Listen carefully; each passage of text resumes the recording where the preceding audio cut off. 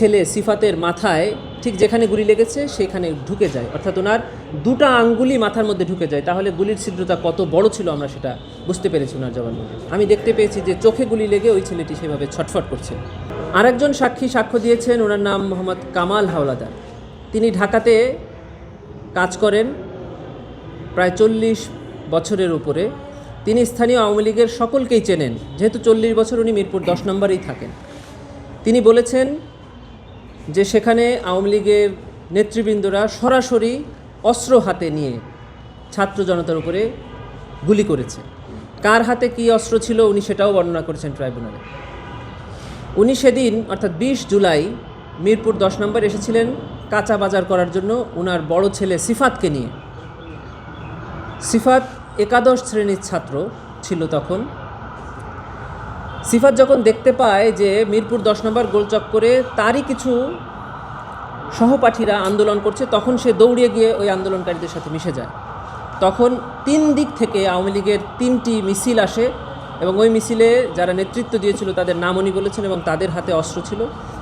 ওই মিছিল 3টি এই অল্প কয়েকজন আন্দোলনকারী ছাত্রদের লক্ষ্য করে নির্বিচারে গুলিবর্ষণ করে। তার একটি গুলি ওনার সন্তান এই 18 বছর বয়সী সিফাতের মাথায় লেগে ওখানেই সে মারা যায়। উনি দৌড়িয়ে গিয়ে তার ছেলেকে কোলে তুলে নেন এবং মাথায় হাত বুলাতে থাকেন যে গুলিটা কোথায় লাগলো। ঠিক এই মুহূর্তে ওনার হাতের দুটো আঙ্গুল ওনার ছেলে সিফাতের মাথায় ঠিক যেখানে গুলি লেগেছে সেখানে ঢুকে যায়, অর্থাৎ ওনার দুটো আঙ্গুলি মাথার মধ্যে ঢুকে যায়। তাহলে গুলির ছিদ্রতা কত বড় ছিল আমরা সেটা বুঝতে পেরেছি ওনার জবানবন্দি। উনি আরও দেখতে পান যে ওনার ছেলের পাশেই আর একটা ছেলে গুলিবিদ্ধ হয়ে ছটফট করছে। উনি তাকিয়ে দেখেন যে সেই ছেলেটির চোখে গুলি লেগে চোখটা বের হয়ে গেছে। উনি আদালতে বলেছেন যে মুরগিকে জবাই করলে যেমন ছটফট করে, আমি দেখতে পেয়েছি যে চোখে গুলি লেগে ওই ছেলেটি সেভাবে ছটফট করছে। উনি অনেক অনুনয় বিনয় করেছিলেন একটা রিক্সা পাওয়ার জন্য, কিন্তু স্থানীয় কয়েকজন আওয়ামী লীগ নেতা ওনার ছেলেকে ওনার কাছ থেকে কেড়ে নিয়ে যায়। কেড়ে নিয়ে স্থানীয় একটি বাড়িতে নিয়ে রাখে। পরে উনি কিছু লোকজনকে অনুরোধ করে ছেলেটিকে আবার ফেরত পায়। ওনার ছেলে সিফাতকে এবং ওই চোখে গুলি লাগা ছেলেটিকে একটি রিকশায় করে উনি স্থানীয় আল হেলাল হাসপাতালে নিয়ে যান। চিকিৎসকরা সেখানেই বুঝতে পেরেছিলেন যে ওনার ছেলে মারা গেছে। তারপরে উনি আল হেলাল হাসপাতালের চিকিৎসকরা সরকারি হাসপাতাল অর্থাৎ ঢাকা মেডিকেল এবং সোহরাওয়ার্দীর যে কোনো একটিতে নিতে বলে। উনি সোহরাওয়ার্দী হাসপাতালে নিয়ে গেলে হাসপাতাল কর্তৃপক্ষ ওনার ছেলেকে মৃত ঘোষণা করে।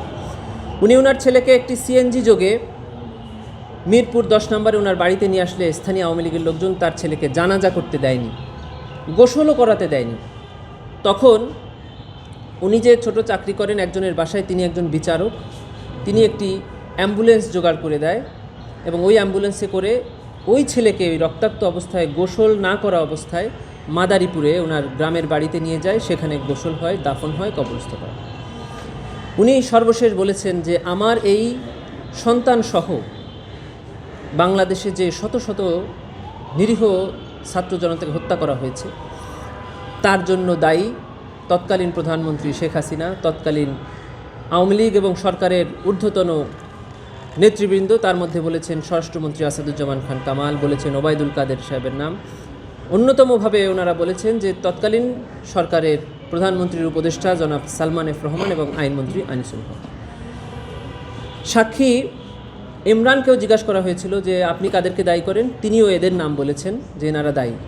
আসামির পক্ষ থেকে জিজ্ঞাসা করা হয়েছে যে আপনি কেন এনাদেরকে দায়ী মনে করেন, ওনারা বলেছেন যে তারা যদি পরামর্শ করে কারফিউ জারির সিদ্ধান্ত না নিত তাহলে আমার সন্তানসহ এই হাজার হাজার মানুষ নিহত হতো না। এবং ওনারা বলেছেন যে আমরা মোবাইল ফোনে ইন্টারনেটে তাদের সম্পৃক্ততার কথা শুনেছি, তাদের কথোপকথন শুনেছি।